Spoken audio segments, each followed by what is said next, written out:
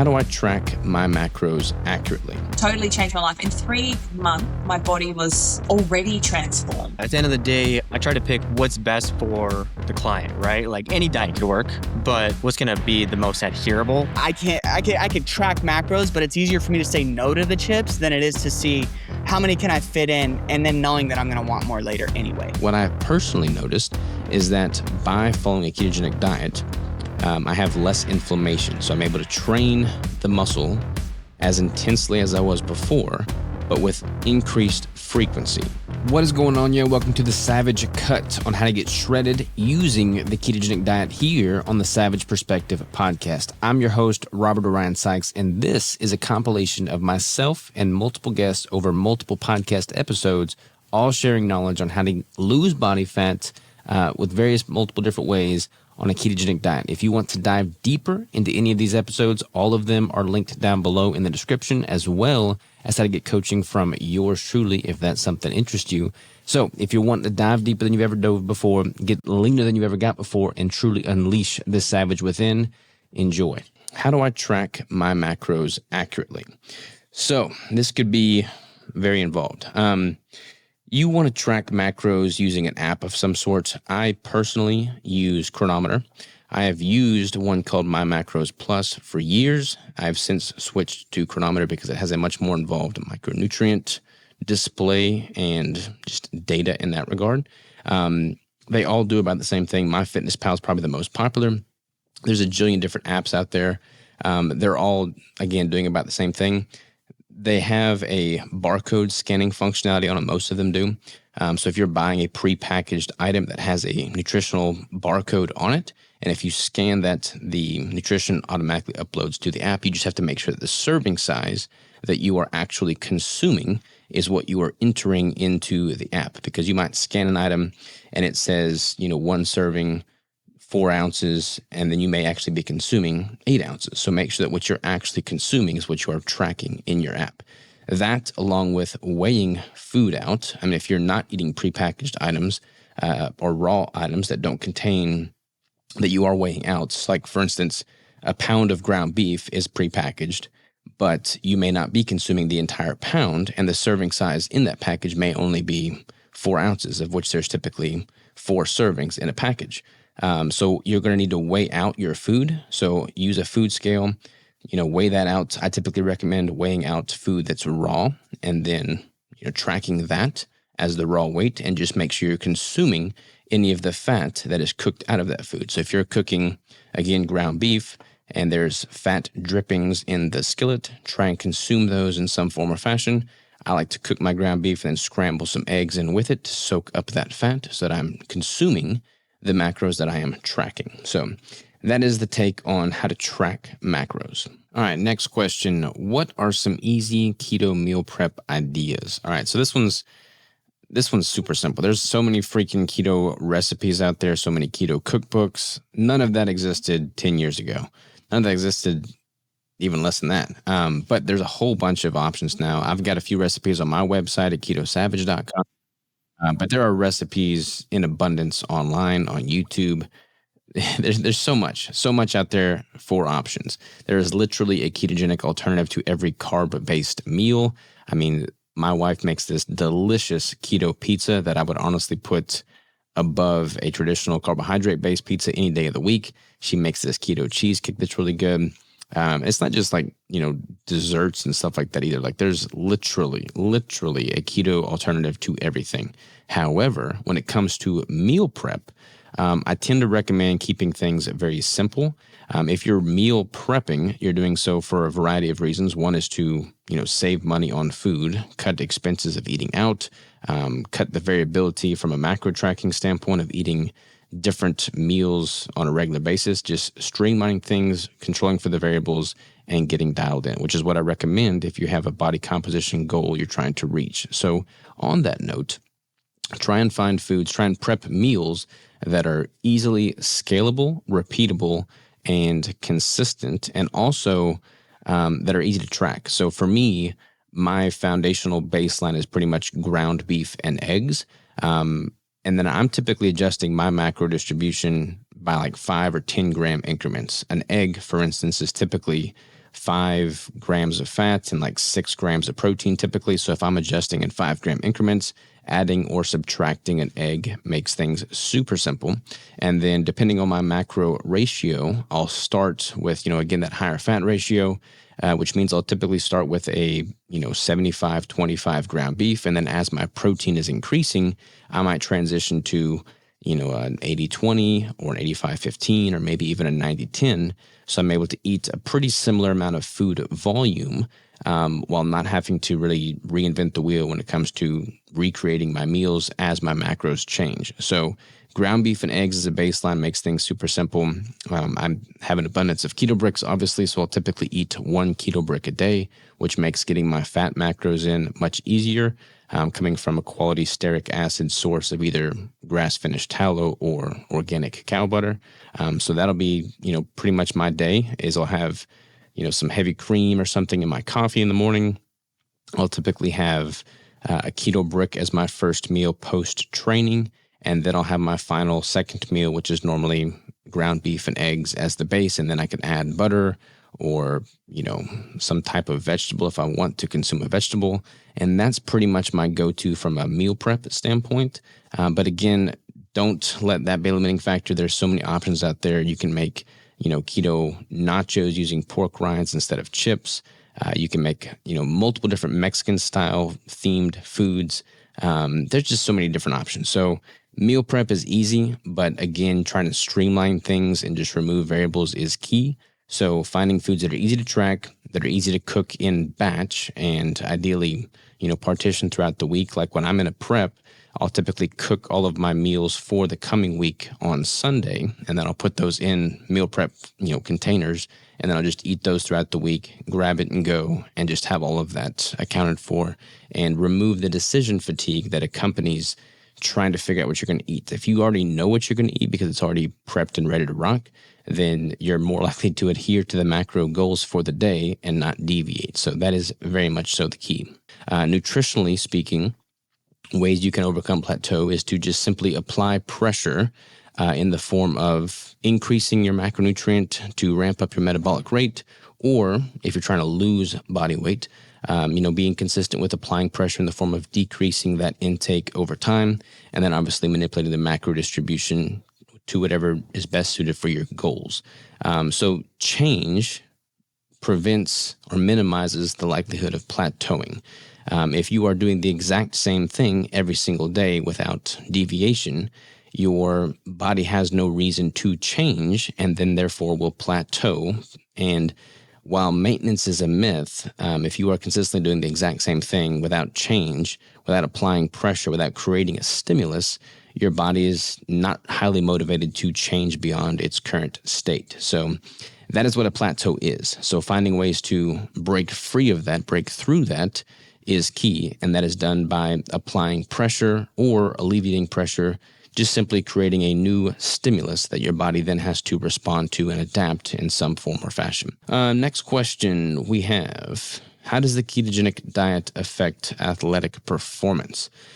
So again, this is going to be kind of interesting because a lot of the studies that paint ketogenic dieting into a negative light as it pertains to athletic performance are done in participants that have not really been following the diet for any significant length of time. Most of these studies are like 2 or 4 week studies, taking somebody that's not yet fat adapted, putting them in a ketogenic diet, and then measuring the outcomes, in which case the outcomes oftentimes, worsen compared to the baseline. That's not a fair study, in my opinion. Like, you have to be looking at someone that's actually fat adapted. So you're comparing apples to apples, so to speak. So when you first start the diet, you will likely see a dip in athletic performance. But after enough time, when those metabolic pathways are put in place and are upregulated, your fat metabolism is upregulated, those downsides in performance should go on the wayside. This is true across the board from an endurance standpoint, from a strength output standpoint. What I've personally noticed is that by following a ketogenic diet, I have less inflammation. So I'm able to train the muscle as intensely as I was before, but with increased frequency. Case in point, I used to be, I would do a heavy leg day, for instance, and because of the inflammation I was under, my knees, my joints, everything would hurt where I would not be able to do a heavy leg day for another, week or so. Whereas now with keto, ketones being anti-inflammatory, having ample dietary fat and hormonal health, being productive for inflammation, I can train much more frequently, and that increased frequency allows me to have more total volume throughout the week in my training, and I'm able to recover better. So my training performance has only improved upon what it was previously when I was following a carbohydrate-based diet. So once you become deeply fat adapted, you probably will notice something similar: reduced inflammation, a decrease in DOMS, delayed onset muscle soreness, and also when you're weight training, for instance, used to, I would have like this, I hit this lactic acid threshold where I had this burning sensation. That would be the ceiling to what I could lift, because I would have that burning sensation. I just simply would not be able to train through that. Whereas once you become more deeply fat adapted, your body is able to upregulate your MCT transporters, monocarboxylic transporters. Those are upregulated to help shuttle ketone bodies through your body, but they also help clear lactate and pyruvate. So you don't really have that same, lactic burn that was oftentimes the case, when you're doing a high rep set of something previously. So I can train through that much more efficiently because I don't really have that anymore. And I'm pretty much just hindered by my strength for the given movement once I hit that muscle failure. So I can train more frequently, I have better recovery, and I don't have issues with soreness like I used to. So in all intents and purposes, my training has only benefited since adopting a ketogenic diet. Now, again, caveat being, you have to give yourself time to actually get adapted and build up those metabolic, systems and processes. That doesn't happen overnight. So give it the time that it's due. I only hit the gym again in my recent kind of transformation, which was 2021. So before that, I may have been doing a bit of walking and hiking, but I was only reintroduced to the gym and started weight training in 21. And that also, with the diet, changed everything. Yeah. So you've been eating much better animal-based paleo for about 15 years now, 16 years, and then just recently started doing the weight training. So that's kind of like a whole nother dimension to it. I mean, like, people can see profound benefit with the nutrition dialed in, but like, you're totally leaving half of it on the table if you don't also incorporate the right type of training. 100%. So, in 21, so I just before then, I kind of went off the wagon for a little while. I went, I'd had 2 kids. I went through quite a stressful time with a divorce, and it was really tough, and I was not taking care of myself. So I probably had about 2 or 3 years in between there where I just went off, and I put on a lot of weight. I was very stressed out. Wasn't putting myself first. My kids were really young at the time.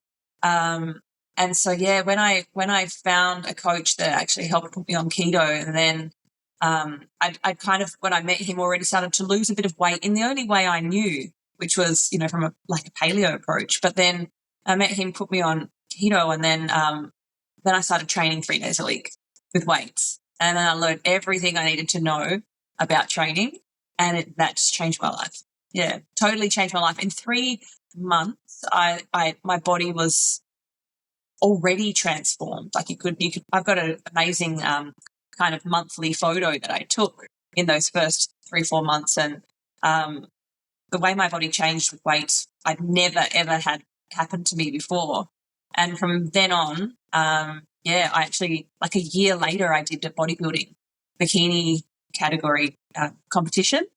And got sick about 6 weeks out, and was out of training for about 2 weeks.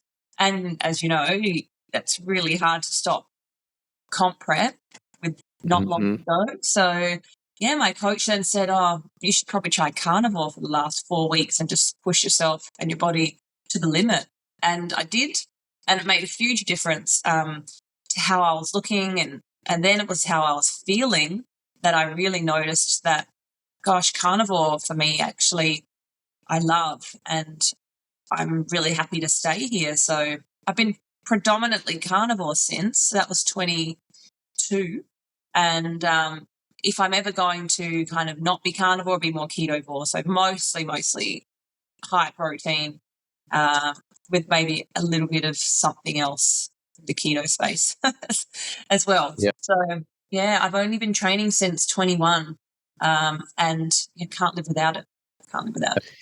It's crazy how much training can change the body, especially like for someone that is not trained already. Like if you don't have the muscle maturity and you introduce that stimulus, I mean, it makes a night and day difference. I mean, like the best 6 months I had was the first 6 months I started training, and like Yeah. your before and after pictures are night and day, Mm. and you were already getting your nutrition pretty well dialed in prior to that point.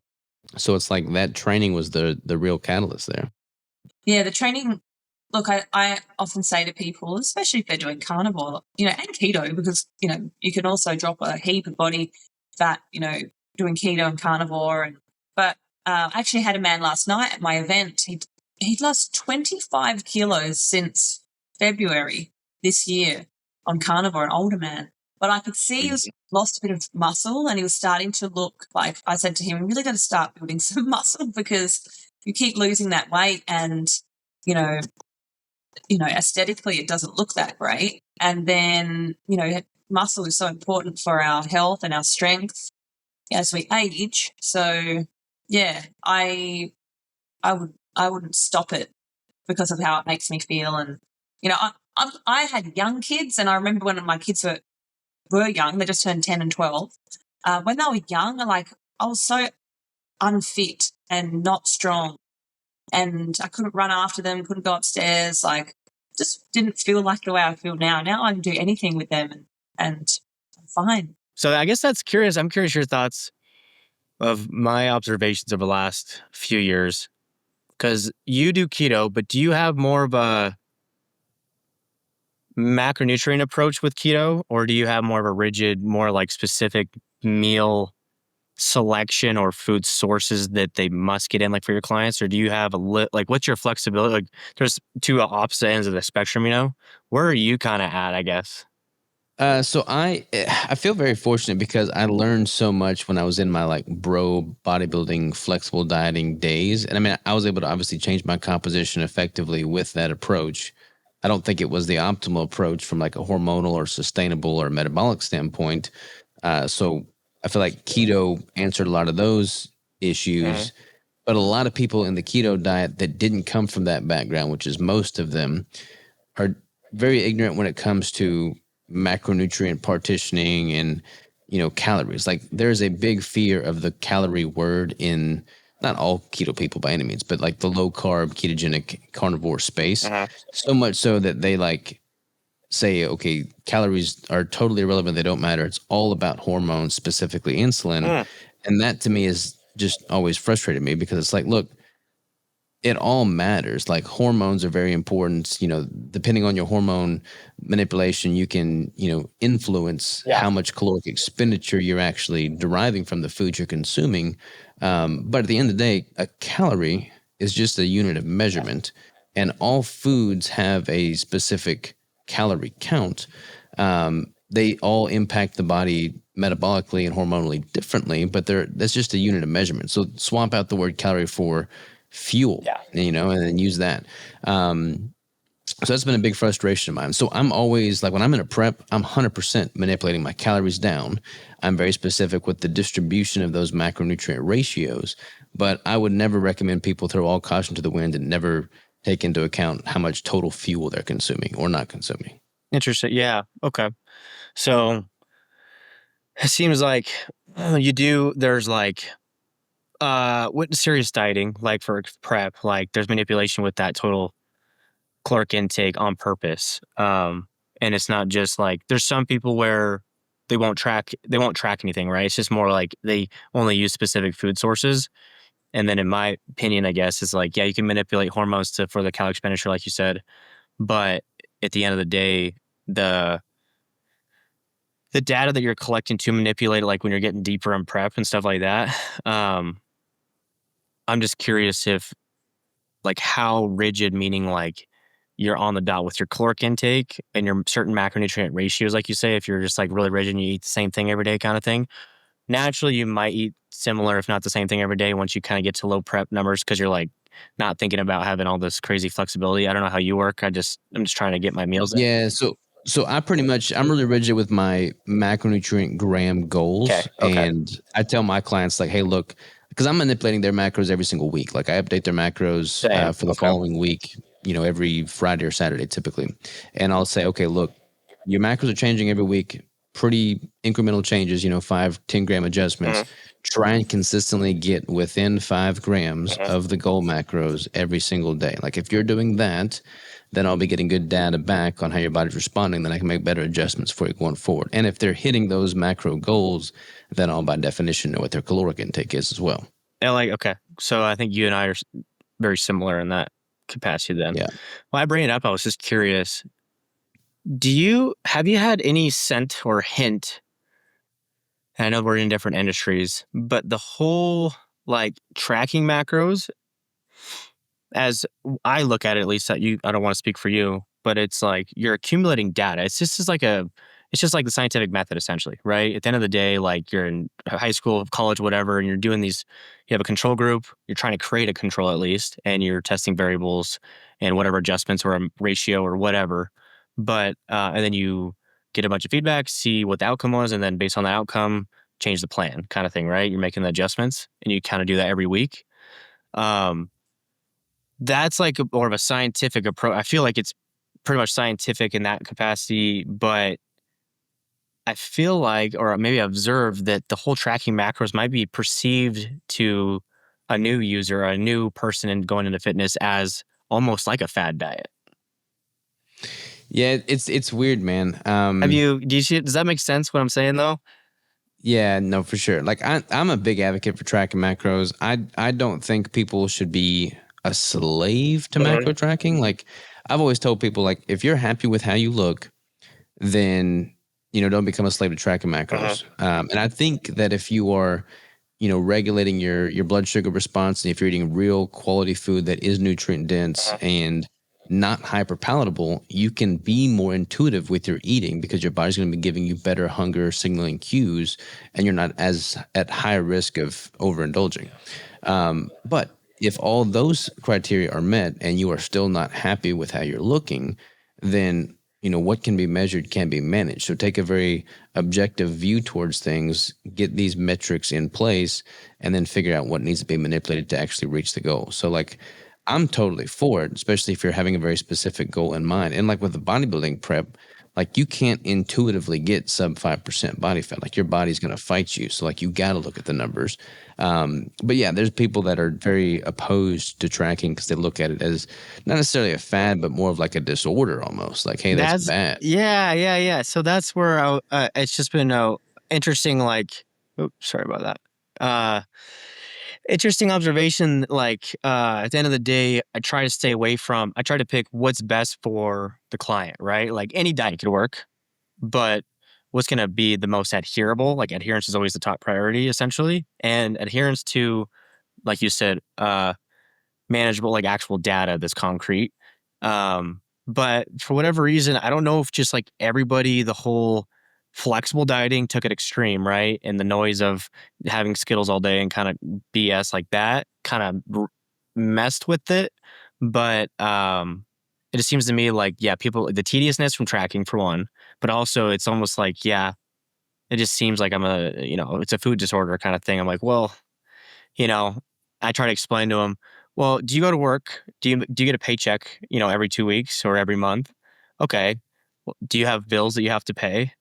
So, and they're like, yeah. I'm like, so you're telling me that you're going to go spend money based on what you think you are making, every month, regardless of if you actually know what you're spending, how much you're actually making. So that means that at the end of the month, like if you're negative $1,000, $2,000, what do you do then? Right.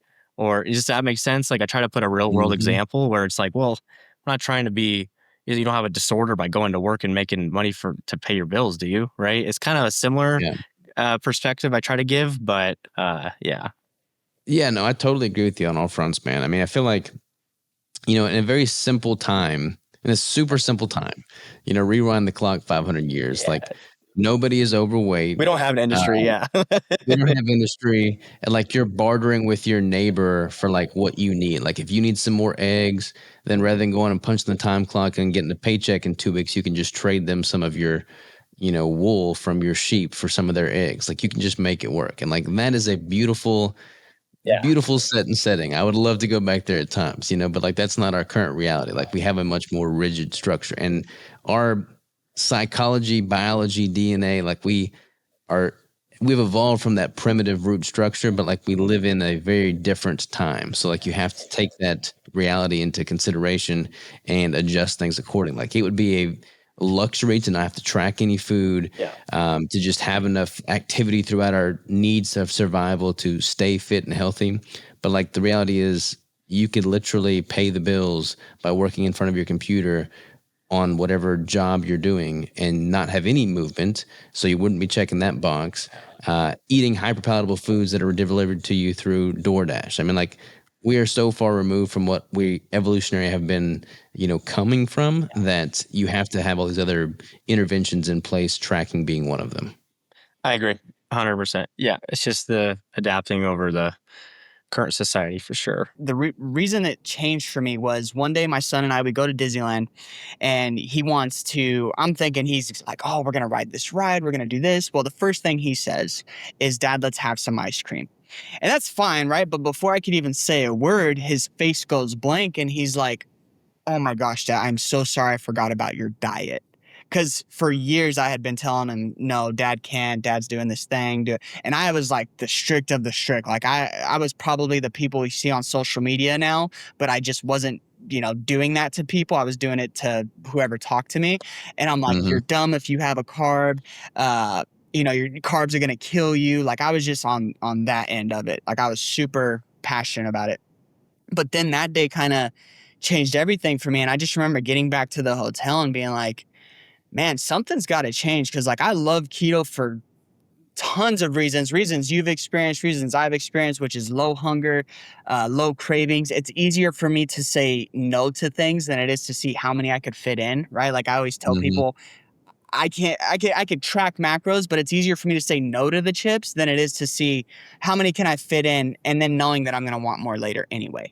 Right. So I was like, I need to create a method that allows me to be a good dad, but also hit my weight loss goals when I have them. And so that's kind of how the method came about, where I was like, well, what if you could lose weight fast and keep your cravings low, keep your hunger low, but then what if you can also add some carbs back in? And so it kind of turned into like a cyclical approach.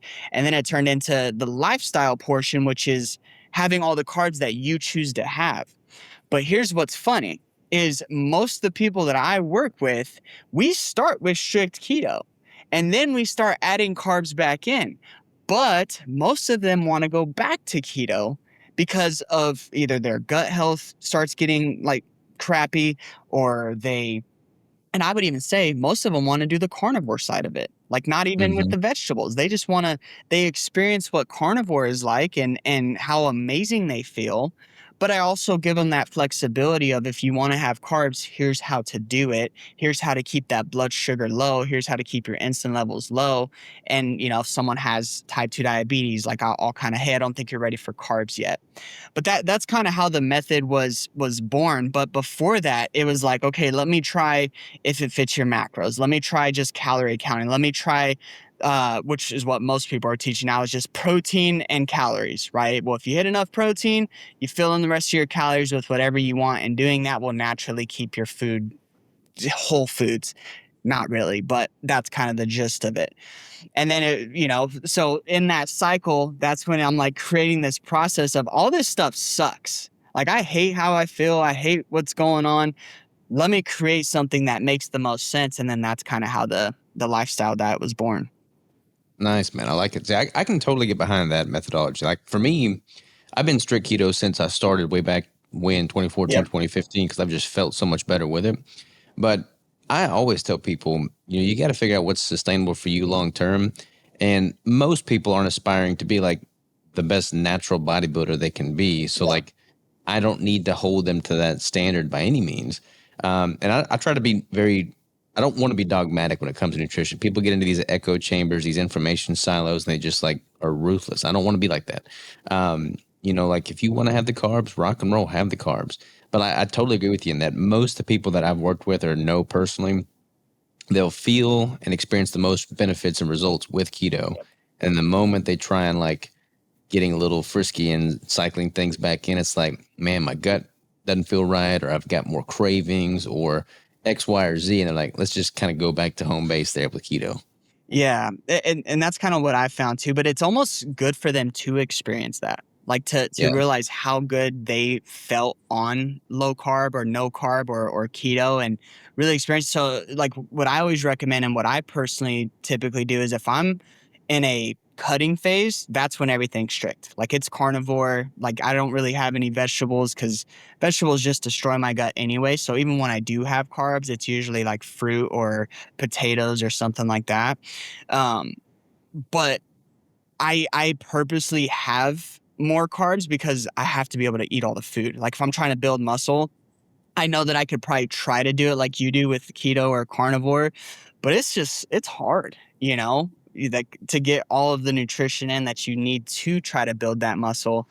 But anytime someone exits a weight loss phase and then they come back, regardless, they always start in that keto or low carb phase.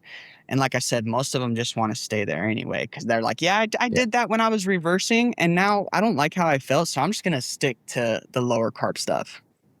Are you tracking your macros? Are you eating pretty intuitively with it all? Right now, just intuitively. I've been feeling really good about it. I do what I call the wife test where I just ask her like, hey, how am I looking? And she'll tell me if I'm getting fat. She's very honest with me. So she'll tell me, yeah, you're looking a little bloated today, or you're looking a little fat today. And so as long as she says I'm looking good, I don't track my food. Now, if I'm starting to get away from it, then I do that. But most of my day, the way that I structure my carbs in the phase that I'm in right now is I eat mostly keto, breakfast, lunch. So like the coffee, eggs, bacon, all that stuff. And then at nighttime is typically where I'll have the carbs because then I don't have all day to have like a blood sugar spike and a crash. And so that's kind of how I structure it. So it's kind of like carb backloading then. Exactly. Pretty much keto That's during the day exactly and then what it's backloading at night. Yep. Yeah. And you're doing like the potatoes and like more higher glycemic index stuff, not a whole lot of, slower digesting carbs. Yeah, mostly potatoes. I'm a potato fiend. If meat potatoes had a picture, it'd probably be me. So I like to keep it simple. That I do a little bit of rice every now and again. Sometimes I'll do like some Dave's Killer Bread, but those are like the main sources that I have. And when you're dieting down, losing weight, are you keeping the carbs in then too, or do you take those out? I take them out. I don't have, as the nutrition gets lower and lower, I get hungrier and hungrier and moodier. So, but when I do, like I said, I don't even do the keto. I just do carnivore throughout. So like if I'm doing like an 8 to 12 week cut, then I'll just do strict carnivore because it makes it easy to go out to restaurants and be like, okay, well, I can't have that. Like this, I have to have the steak or, and the butter or whatever. It just makes it easy to stay away. And then how you feel. Like, I don't know if you experience this or not, but you're almost forcing yourself to have to eat when you're on carnivore. If you're tracking macros, right? If you're doing it intuitively, perfect. Like that's probably the best approach for you because you're just naturally full all day. But if you're trying to hit a certain protein and fat ratio, and I think you said yours is like 1 to 1 or something like that, like protein to fat. When I'm in a building phase, it's typically 1 to 1. I've got like a pretty significant protocol that I cycle through when I'm dieting down, but like when I'm just walking around, it's normally pretty close to 1 to 1. Yeah. So that's typically what I stick around is, and if I find myself more hungry, I honestly just up my protein. And that's kind of how I stick to it. I'll lower the fat, keep the protein either the same or up it, and then I'm really full. Basically, that you are improving your metabolic rate. I obviously got a ton of questions on this, being pretty much the antithesis of the sugar diet, following the strict keto now for over a decade. Everything that people are wanting to do with the sugar diet, I basically did with the opposite of the sugar diet.